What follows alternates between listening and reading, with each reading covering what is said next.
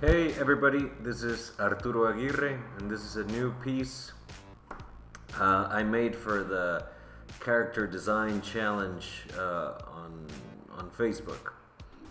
The prompt for this month, January 2019, is Mouse Warrior. So I started mulling over what I wanted to do, but I the two words I came up with were like a savage mouse, or like a barbarian mouse. And I loved that idea. I love the idea of a creature so small that's so rowdy and so aggressive. He's like, I don't know. You can take my life, but you'll never take my cheese. Something like that. And have him screaming wildly and aggressively. That was something I thought was pretty funny, and I wanted to see how I could bring that concept to life. I even tried having like a little mouse riding another mouse, since they're really small. What are they going to be riding? And I kept exploring the idea. I gathered some reference, and to see how this could guide me, and I keep it to the side, but I don't really look back at it that often, or I don't get too trapped by the reference. And but I like the idea of the guy with the bear skin on top of him, and I was like, well, what's he gonna have on top of him? Could have been a rabbit, could have been something like that, but I went with a cat. And then I decided to push it a bit more and try something else. Make the ears a bit smaller, change the shape of the head. Try something a bit different, a bit of an action pose. And I guess the key takeaway from what I did here was to keep pushing, keep looking for the idea. I tried the all black eyes, but I was like, I want his eyes to look a bit more demented, a bit more aggressive, like the guy wearing the cat fur next to him is, So I like those eyes, but and obviously these are different eyes. And here what I'm doing is I'm collecting and mixing up all three concepts that I like. I like the idea of wearing the cat fur on top of him. It was a skull at the beginning, but I'm going to change that up in a little bit. Obviously he's protecting the cheese, bringing that back. You'll never get the cheese, and giving him the axe. That was the constant of the reference that I found, of either like the Viking warrior or a savage or barbarian warrior. And I was like, okay, he needs to have that. He needs to have the aggressive look on his face. He's wearing the cat fur. His ears are a bit different from the beginning, because I needed to show, the ears are a key part of showing that he's a mouse. It's very easy to give him little bitty ears and he could be a gerbil or a hamster or even a squirrel. Depending on what kind of fur, a tail he's gonna have. Here I'm trying the complete cat face, because I don't know, I wasn't that happy with the skull on the head. And I was thinking that the eyes were drawing a bit too much attention, but I decided to stay with them. Here I'm using a brush that I liked from the Kyle Webster's brushes.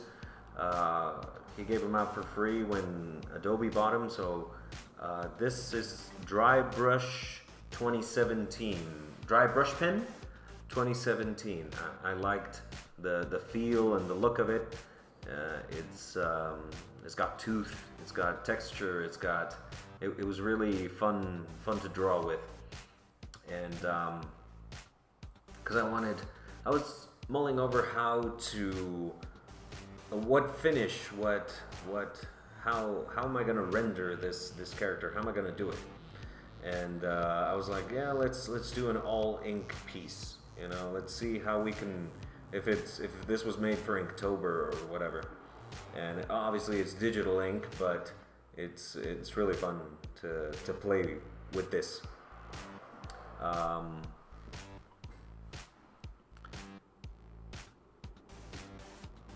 It's fun to see how the piece keeps coming to life, you know, especially on the time-lapse videos. That's why I love these, to record these, you know, it shows me how I'm thinking.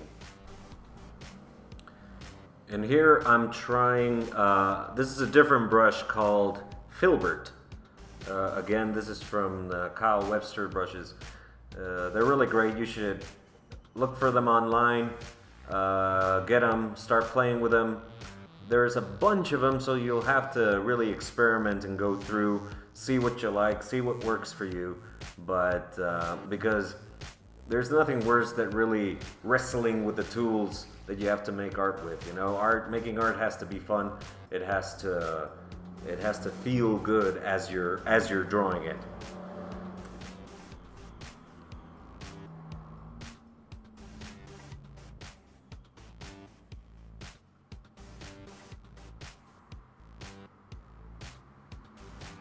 I found this little brush that simulates the fur texture. I mean, you have to really be careful with the direction and the orientation of these little hair strands that you put down, and you have to go back and clean up. And here's a little grass texture that I found as well. This is from another set of his. I think it was the concept art brush set. Here, going back a bit on the cat fur to give it a bit more texture, to bring it back, not just have it be like a little black blob behind him.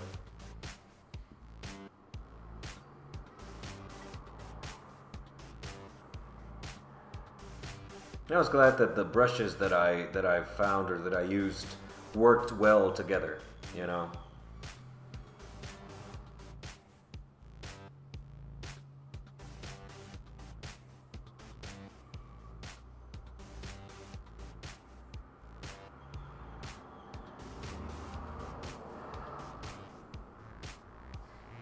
Figured I'd go with a bit more of a cartoony nose. You know, it brings more attention to his face as well. You know, since I'm not working with color, I need to see what I can do to keep the attention on his face, or to make his expression pop a bit more. I was figuring maybe I should give it a bit of blood. And nah, that's too aggressive. Let's try out the all black eyes. Yeah, they look good, or even bigger eyes, but I liked the original eyes better. I was thinking, well, let's try a bit of color, but nah, let's use a bit of color for the body painting. Nah, let's still stick with black and white. You know, it's a lot of trial and error when you work on these. That's the best part of it, you know? Figuring it out. That's the most fun.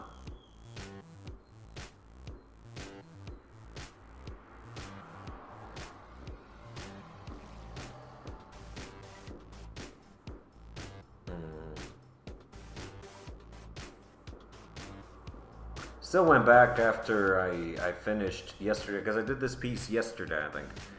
And I still went back and tweaked a bit of the texture, added a bit of shading to the hands that felt really flat.